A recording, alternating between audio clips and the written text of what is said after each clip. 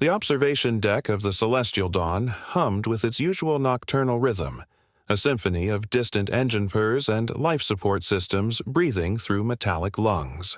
Ella sat cross-legged near the viewport, her back against the cold bulkhead, watching the stars streak past in ribbons of light. The humans had been aboard the Zthinn warship for 3 standard months now, ever since the treaty had been signed, the first peaceful accord between Earth and the apex predator, species of the Andromeda sector. It had been a long day of negotiations. Ella's shoulders ached from hours, off translating diplomatic nuances between human and Zthinn officials. She had intended to return to her quarters, but the observation deck called to her with its promise of solitude and infinitesky. Her eyelids grew heavy as she gazed at the cosmos, and before she realized it, sleep claimed her where she sat. Rio found her there 20 minutes later. He'd been searching the ship's common areas, concerned when Elle hadn't answered her. Cam, the young engineer, paused at the entrance to the observation deck, relief flooding through him at the sight of her until he noticed she wasn't alone. 3 Zthinn cubs, no larger than Earth's house cats, but infinitely more dangerous, circled the sleeping human. Their scales shimmered in hues of deep purple and midnight blue, razor-sharp claws clicking softly against the deck plating. Their parents, warriors who could tear through reinforced hull plating, were nowhere to be seen. Rio's breath caught in his throat. He'd read the briefings. Zthinn cubs were born with fully functional hunting instincts. They could track prey across kilometers.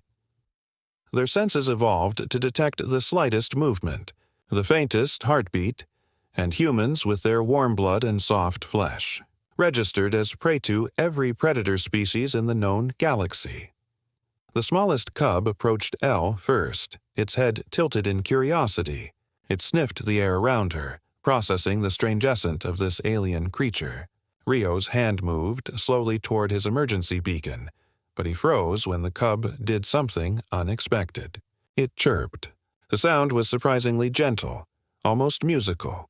The cub circled Ella once more, then twice before sitting directly in front of her. It studied her peaceful face with large, intelligent eyes that reflected the starlight like polished gemstones. Then, with deliberate care, it placed one small paw on her knee. Didn't stir.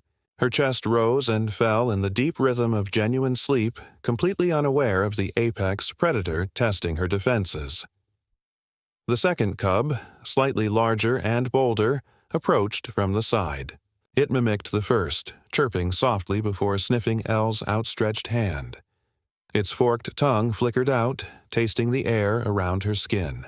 Rio tensed, ready to shout, to run, to do something, but the cub simply bumped its snout against her palm like an affectionate pet.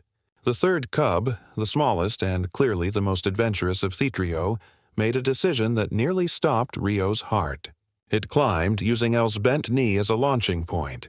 Thethany Predator scrambled up her leg with surprising agility.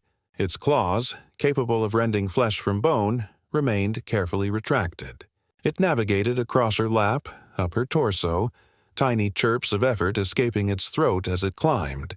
When it reached Elle's shoulder, it paused, considering its options, with the serious contemplation only a child could muster.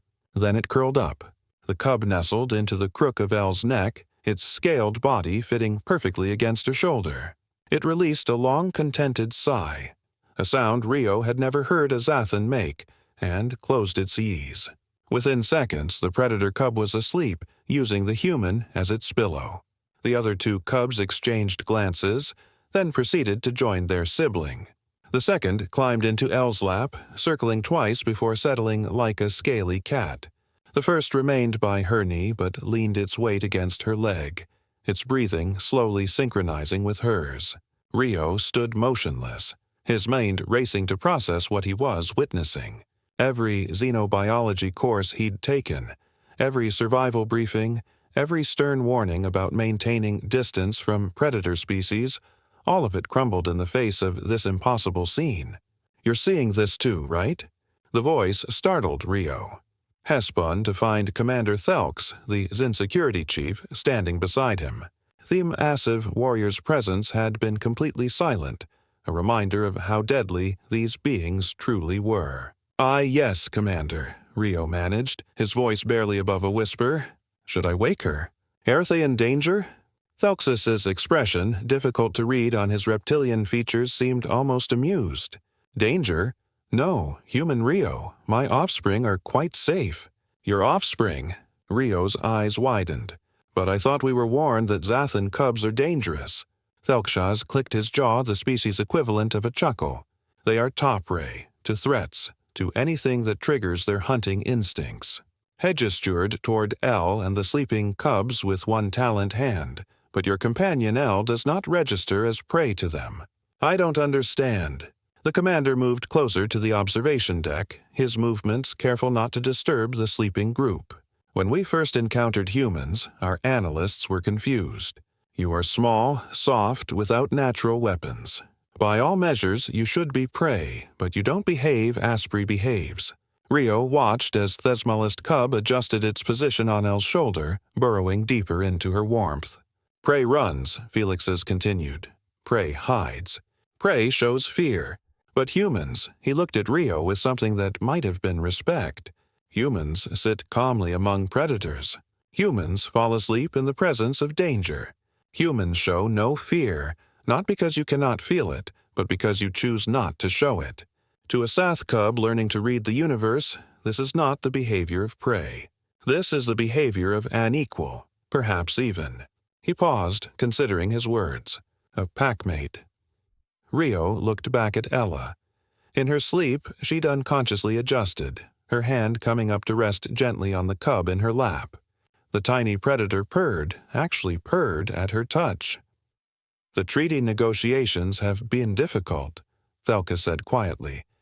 "Many of my people fear humans. They don't understand you. They see your soft bodies and think weakness. But then you venture into the void in metal boxes. You challenge species twice your size with nothing but determination.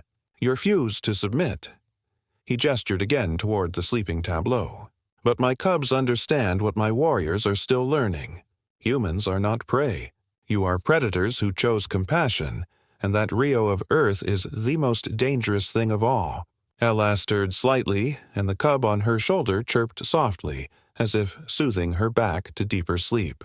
It worked. She settled again, a small smile crossing her face. "Should I wake her?" Rio asked again, though his heart was no longer pounding with fear. "Would you disturb a perfect moment?" Thelkus replied, "Let them sleep. All of them. Tomorrow the diplomats will argue about territorial boundaries and trade agreements.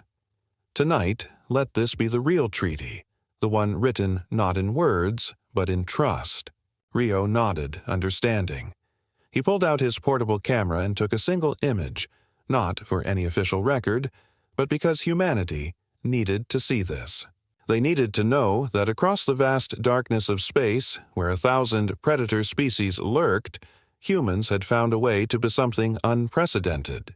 Not prey, not predators, but something in between. Something new. Something that made apex predators feel safe enough to sleep on human shoulders. As Rio left the observation deck, leaving Elle and the Zthinn cubs to their peaceful slumber, he couldn't help but think that this single image would do more for humans-Zthinn relations than 1,000 diplomatic meetings ever could. Sometimes the galaxy didn't need warriors or politicians. It just needed someone brave enough or perhaps foolish enough to fall asleep among monsters and trust that they'd wake up unharmed. And somehow, impossibly wonderfully, humanity kept proving that such trust was not misplaced. The stars continued their eternal dance beyond the viewport.